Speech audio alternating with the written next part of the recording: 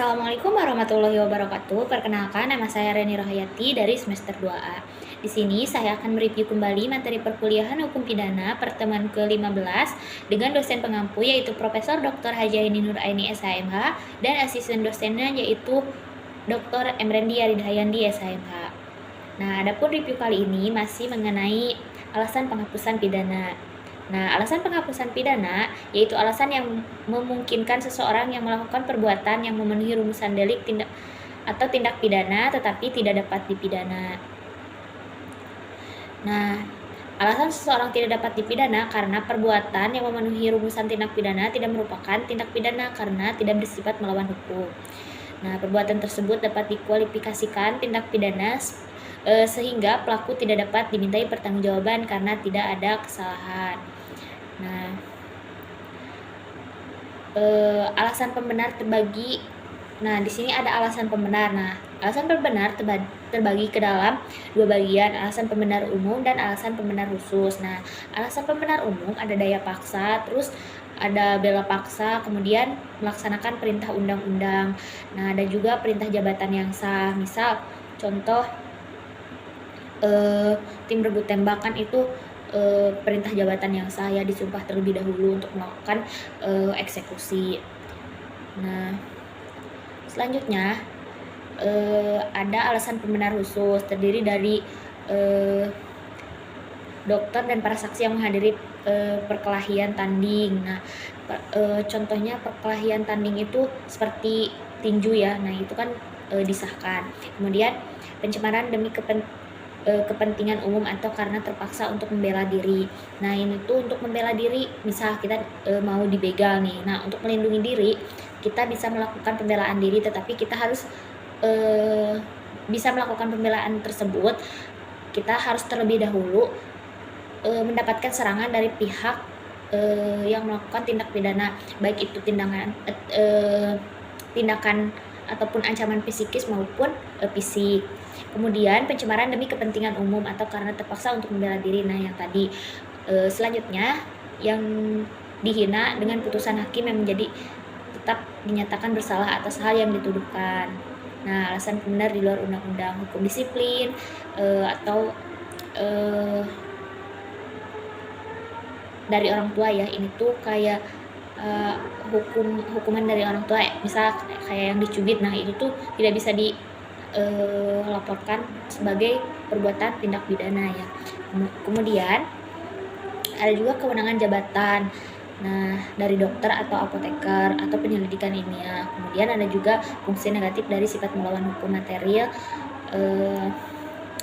misalnya Ares Red tentang dokter hewan, junto putusan Mahkamah Agung tentang Markus Effendi. Nah, alasan pemaaf yaitu alasan yang meniadakan kesalahan pelaku tindak pidana sehingga pelaku yang melakukan perbuatan yang bersifat melawan hukum tidak dipidana karena tidak ada kesalahan. Nah, itu alasan pemaaf.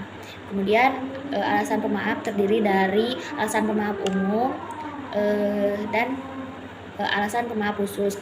Nah, alasan pemaaf umum ketidakmampuan bertanggung jawab. Nah, itu seperti orang gila ataupun orang idiot ya. Terus daya paksa dalam arti sempit. Terus ada juga bela paksa yang melampaui batas. Nah, bela paksa yang melampaui batas itu seperti kasus pemerkosaan ya. Nah, kan kita mau melindungi diri ya, semampu kita pasti kita akan melindungi diri kita.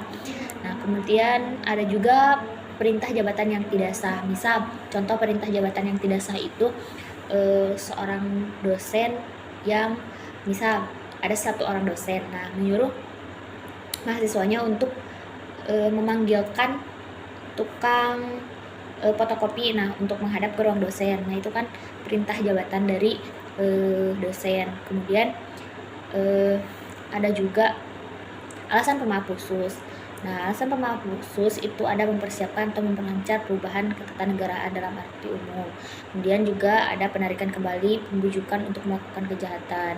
Terus ada juga tidak melaporkan kepada yang berwajib atau yang terancam kepada apabila ada kejahatan yang tertentu. Terus ada juga pencurian antar suami istri. Terus insubordinasi tidak jadi.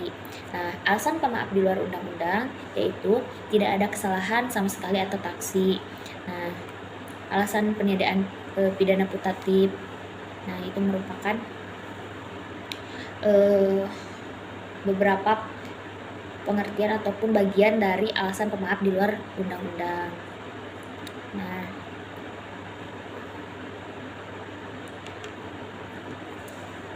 terus ada juga bela paksa. Nah, bela paksa diatur dalam pasal 49 ayat 1 KUHP yang disebut alasan penghapus atau peniadaan pidana. Syarat-syaratnya perbuatan harus terpaksa dilakukan karena untuk pembelaan yang sangat perlu karena tidak ada jalan lain. Nah, seperti yang tadi saya ceritakan contoh kasus pemerkosaan. Nah, semampu kita mungkin ataupun semampu orang yang akan diperkosa itu melakukan pembelaan diri, apapun pasti bakal dilemparkan ataupun bakal dilakukan untuk menghindar. Nah, kemudian ada perbuatan tersebut dilakukan karena ada serangan yang sekonyong-konyong mendadak seketika itu. Kemudian ada juga pembelaan itu dapat dilakukan untuk kepentingan hukum ditentukan secara limitatif, yaitu diri sendiri atau orang lain, kehormatan kesusilaan sendiri atau orang lain, terus harta benda sendiri. Nah, mungkin review materi pertemuan ke-15 dicukupkan sekian. Mohon maaf bila ada salah kata dan salah pembahasan. Akhirul kalam, wassalamualaikum warahmatullahi wabarakatuh.